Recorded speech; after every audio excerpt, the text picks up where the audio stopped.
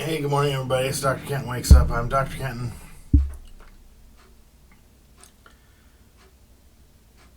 Today is the ultimate day of January 31st, 2025. How's it going? It's a Friday. Fridays are ordinarily a little more upbeat, but for some reason, I'm kind of beat. I'm uptight. I'm a little overtired. I got decent sleep last night, almost 7 hours. Can't complain. Anything between 6.5 and more. That's weird construction. Anything 6.5 or more, I consider a win. Hit the snooze twice. Got to bed, decent hour. Did some reading before I fell asleep, so usually those things help out. Anyway, today is Friday. I woke up and I could hear the wind whistling. Thought for sure it was going to be cold, but it was 40 degrees. Still is 40 degrees. So it's not super cold. It's not super warm either. Just doing a little bit of housekeeping here while I've got the inclination. One thing that I saw, I won't be able to remember the details now, but it reminded me of a situation. There are instructors in colleges that are really great as instructors, and then there are instructors who are not really great as instructors, but they do really great as grant pursuers. And when it comes time to deciding who to keep, it's not the instructor. There was one guy when I was at the University of Iowa as an undergrad that he was a fantastic chemistry instructor. He really cared. He cared about he was not, I wouldn't say a performance guy, but showed up every time. He always had a gigantic coffee cup in his hand like this one. And he was looping a spoon with his thumb to keep it from moving. And under his right arm, he had, I want to say, 2 3-inch binders that had lecture notes. So, and he would get interactive. And I remember at the time there was a photo array at the library that showed a range of instructors from across campus engaged in their craft, and one of them was this guy getting, inactive with his description of how, I'm going to guess how bonds work between two atoms. Well, anyway, that guy was fantastic.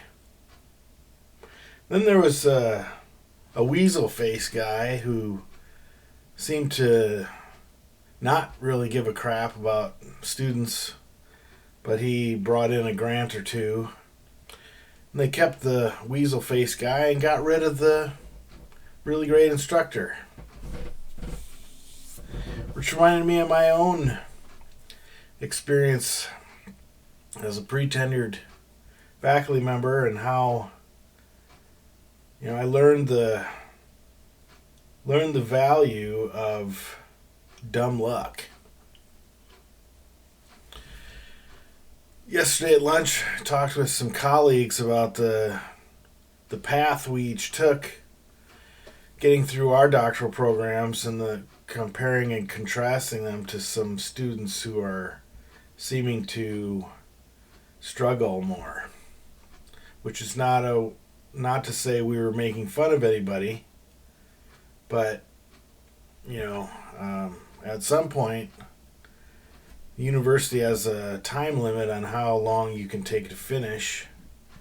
And these people are getting really close to that timeline, and some of them are openly trying hard to finish through any means necessary and getting thwarted at every turn, and others are taking a very slow approach and not seeming too concerned about not making good progress. So there's that. Just remembered something I need to write down here. A note that I need to pay attention to when it comes time to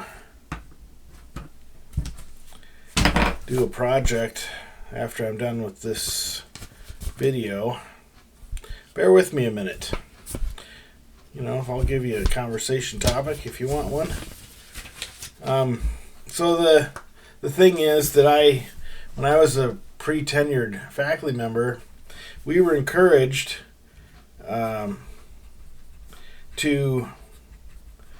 let me set the stage.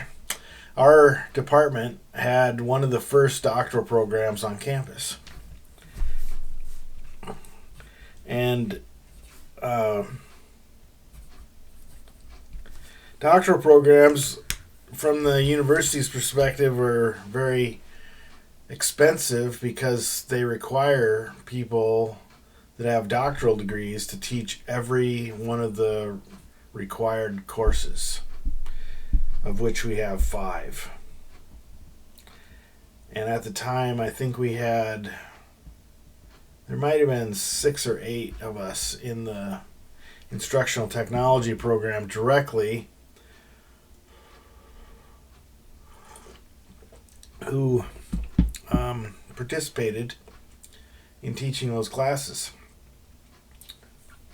So the pressure, at least the message that came to us, and I've talked before about the difference between the message that gets communicated and the message that's actually shared, which is to say,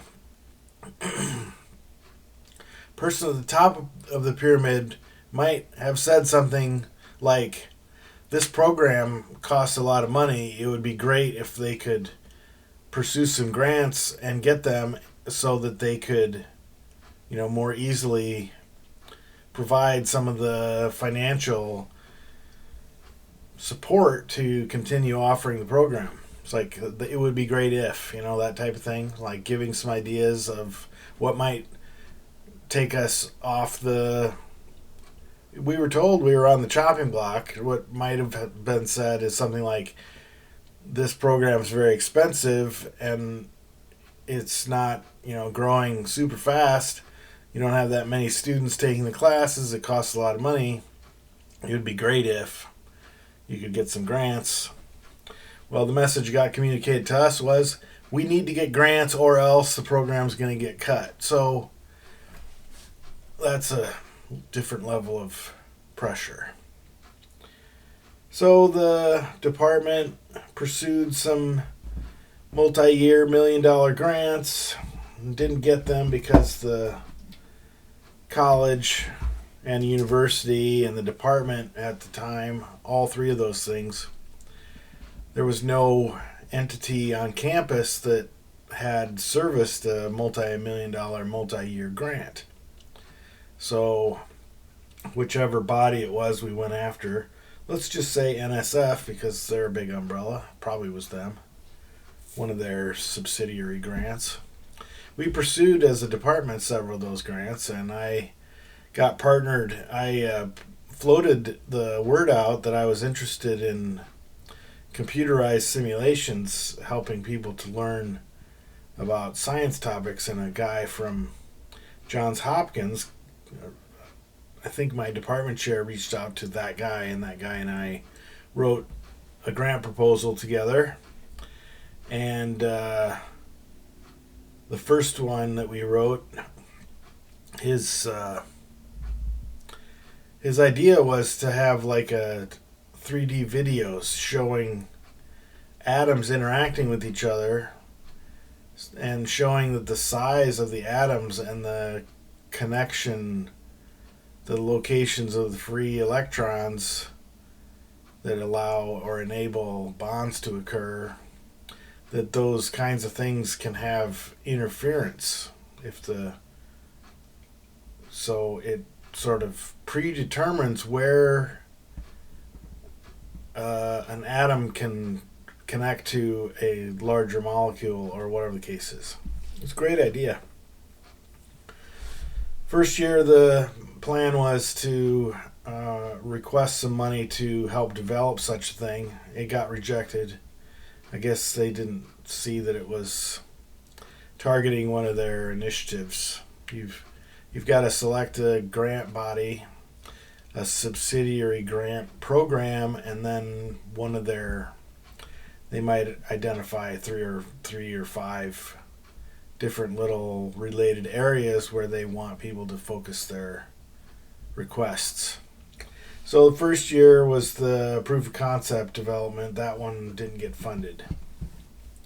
Next year, we wrote a much better proposal, I thought, talking about the use of such a thing in a curriculum, and there's a short little proof of concept idea where the guy threw a ball and it became the object, the ball, the actual physical ball became an object within this modeled space, simulated space. And if it connected to the right place on the atom or the molecule, it would attach the simulated object. Well, in that case, the deadline was over the summer, and so we dutifully submitted our stuff, and all of our ancillary materials were computer programs and videos. They got hosted on a web server.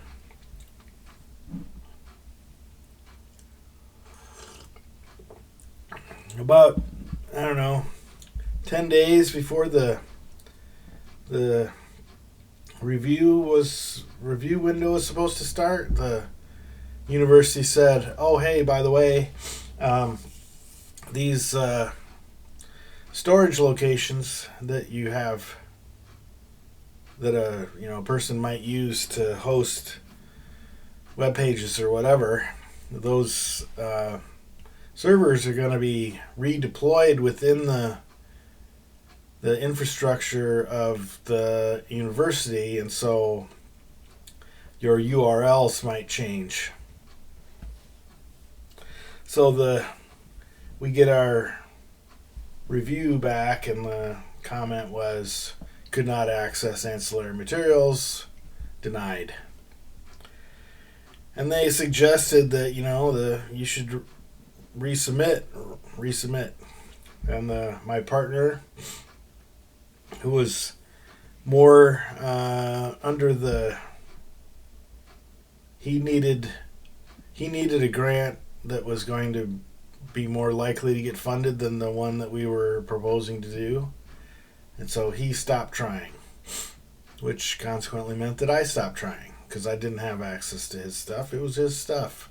I was tagging along as the curriculum or pedagogy specialist.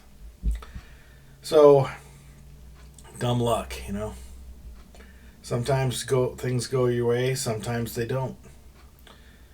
And it's not that I've never tried to propose grants. I've proposed plenty of grants. And in all the times I've attempted grants, I've gotten zero funding. So, is it me? I don't know. Is it the program? I don't know. Is it always dumb luck? I don't know. But at the end of the day, those proposals take a significant amount of time and attention. Time and attention that might be better rewarded by doing something different. So when you find yourself wondering why I don't have any grants on my CV, I just told you why. I tried. And as I was told eloquently by the president of the university at the time, unfunded grants don't really count for anything. So, congratulations, dummy. You spent 6 months of your life turning yourself inside out, getting all the details exactly the way you wanted them, and because you didn't get anything out of it, it doesn't count. So, I've got better things to do with my life, frankly. So, dumb luck. In the cup today, this is Heritage Coffee Roasting Company. I've been calling it Heritage Coffee Company or Heritage Roasting Company. Turns out it's Heritage Coffee Roasting Company. Out of somewhere in Alaska. I want to say Juneau. It might not be Juneau proper, but somewhere near enough by. This is Aurora Borealis blend. I don't know what makes it Aurora Borealis blend, other than Aurora Borealis is a meteorological phenomenon that you can see oftentimes from places in Alaska at night, so more likely in the wintertime than in the summer, of course. But, for example, when you drink this, you don't see the Aurora Borealis before your eyes. I think it's just it's like a geographic title, like Mitchell, South Dakota Corn Palace Blend. Anyway, so, and I used coffee creamer powder today instead of liquid creamer. It's just in a hurry. Not that it, anyway, for no reason in particular.